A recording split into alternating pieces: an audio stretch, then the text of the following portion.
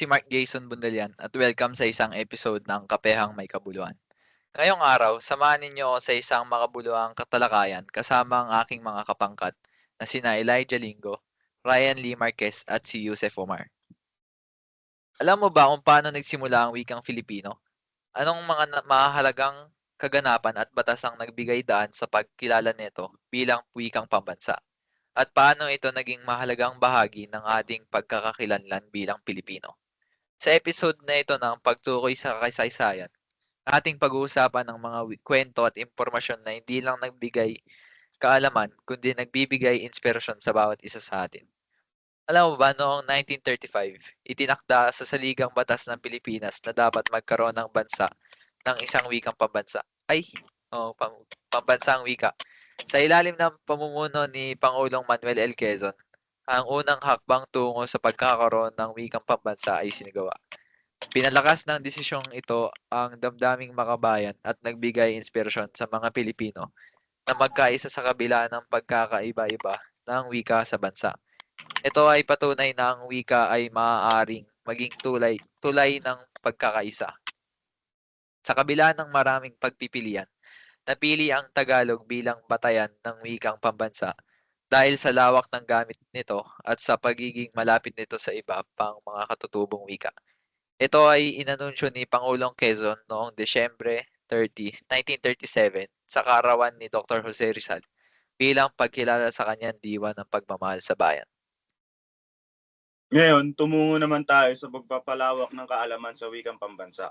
Ang pag-unlad ng wikang pambansa ng Pilipinas ay dumaan sa makulay na kasaysayan at pinalakas ng iba't ibang batas at patakaran.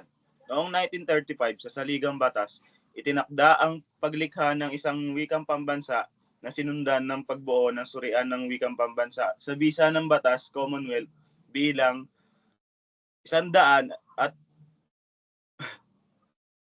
184 noong 1936. Napili ang Tagalog bilang batayan ng wikang pambansa sa ilalim ng kautosang tagapagpaganap bilang 134 noong 1937. Sa paglipas ng panahon, nagkaroon ng pagbabago at sa pangalan at saklaw ng wika. Tulad ng pagdeklara ng Pilipino sa kautosang pangkagawarang bilang 7 noong 1959 at ang pagtukoy sa Pilipino bilang opisyal na wikang pambansa sa Saligang Batas ng 1987. Upang higit na mapalaganap ang Pilipino, idineklara ni Pangulong Fidel B. Ramos ang Agosto bilang buwan ng wikang pambansa sa bisa ng proklamasyon bilang 1041 noong 1997. Sa sektor ng edukasyon, ipinatupad ang mother tongue-based multilingual education noong 2009 upang isulong ang paggamit ng mga katutubong wika kasama ang Pilipino at Ingles. Bukod dito, lumawak ang paggamit ng Pilipino sa mass media at teknolohiya na nagpapayaman sa talasalitaan at nagdadala ng modernisasyon. Gayunpaman, nananatili ang hamon ng balanseng pagpapalaganap ng wikang pambansa kasabay ng pagyakap sa iba't ibang wika sa bansa upang higit pang mapalapit ang pagkakaisa ng mga Pilipino. Ngayon naman at talakayin natin na kung paano paunlarin ang kakayahan sa pagsasalita at pagpapahayag gamit ang wikang Pilipino. Ang pagsasanay sa komunikasyon gamit ang wikang Pilipino ay mahalagang aspeto ng personal at profesional na pag-unlad. Ito ay tumutukoy sa mga gawain o aktibidad na naglalayong mapabuti ang kakayahan ng isang tao sa pagsasalita at mabisang pagpapahayag ng kanyang saloobin, ideya at impormasyon. Ang mga layunin ng pagsasanay sa komunikasyon, una ay ang pagpapabuti ng kasanayan sa wika at paglinang ng kumpiyansa at pagpapalawak ng pakikipagtalastasan. At ang mga maaaring hakbang sa pagsasanay ay ang pagbabasa at pagsusuri, pagsusulat ng sanaysay o talumpati, o kaya naman ay pakikilahok sa talakayan o pagsasagawa ng praktikal na pagsasanay. Ang pagsasanay sa komunikasyon gamit ang wikang Pilipino ay isang epektibong paraan upang mapaunlad hindi lamang ang kasanayan sa wika kundi pati na rin ang kakayahang makipag-ugnayan ng mas mabisa sa iba. Mahalaga ito sa pagtugon sa pangangailangan ng lipunan at sa pagbuo ng konektibong komunikasyon sa iba't ibang larangan. Pag-usapan naman natin ang pagtatatag ng pambansang pagkakaunawa. Ito ay isang mahalagang aspeto ng ating pagkakailanlan bilang Pilipino. Sa dami ng wika, kultura at tradisyon sa bawat sulok ng Pilipinas, ang wikang Filipino ang nagsisilbing tulay na nag-uugnay sa ating lahat. Sa pamamagitan nito, mas nagiging madali ang pag-unawa at pagkakaisa ng bawat isa. Halimbawa, ang mga pambansang advokasya tulad ng disaster response or voter education, kung iisa ang wikang ginamit, mas mabilis na ipaparating ang impormasyon at mas maraming taong naunawaan ang mensahe. Napakahalaga nito para manatili ang pagkakaisa lalo na sa panahong kailangan magtulungan ng buong bansa.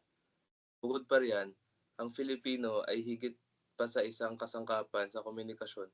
Isa itong simbolo ng ating pagkakailanlan bilang isang bansa. Sa paggamit ng Filipino sa usapan, sa pagsusulat o kahit sa creative platforms, tulad ng tula at pelikula, na ipapakita natin ang pagmamalaki at pagmamahal sa ating kultura. Kaya ngayon, sa panahon ng globalisasyon, habang natututo tayo sa iba't ibang wika, mahalaga ipagpatuloy ang paggamit ng sarili nating wika sa ganitong paraan. Hindi lang natin pinapahalaga ng ating wika, kundi pinapatatag din natin ang koneksyon natin sa isa't isa bilang mga Pilipino. Sa aking palagay, ito ang tunay na diwa ng pambansang pagkakaunawa. Ang pagpapahalaga sa wika at panitikan. Unahin natin ang wika. Ang wikang pambansa, ang Filipino, ay hindi lamang isang kasangkapan para mag-usap. Ito ang salamin ng ating pagkatao at pagkakakilanlan bilang Pilipino. Sa bawat salitang binibigkas natin, naroroon ang ating kasaysayan, kultura, at mga tradisyon. Bakit nga ba mahalaga ang pagpapahalaga sa wika? Ayon kay Dr. Jose Rizal, ang hindi marunong magmahal sa sariling wika ay higit pa sa mabaho at malansang isda. Ang wika ang nagbubuod sa atin bilang isang bansa. Sa kabila ng ating pagkakaiba-iba sa mga katutubong wika, ang Filipino ang nagsisilbing tulay ng ating pagkakaisa. Ngayon naman, pag-usapan natin ang panitikan. Ang ating mga kwento, tula, alamat, at epiko ay nagsisilbing tagapag-ingat ng ating kasaysayan at karanasan. Isipin mo ang Florante at Laura ni Francisco Balagtas na tumatalakay sa pagmamahal, katarungan, at bayan. Hanggang ngayon, pinag-aaralan nito sa mga paaralan dahil sa ganda ng mensaheng dala nito. Nandyan din ang mga epiko tulad ng Biyag ni Lamang na nagpapakita ng tapang, pagmamahal sa pamilya at pagkakakilanlang ng mga Ilocano. Sa modernong panahon, marami pa ring manunulat ang nagbibigay buhay sa panitikan gamit ang wikang Filipino. Kilala mo ba si Ricky Lee? Siya ang nasa likod ng mga sikat na pelikula at nobela tulad ng Para kay B at Amapola.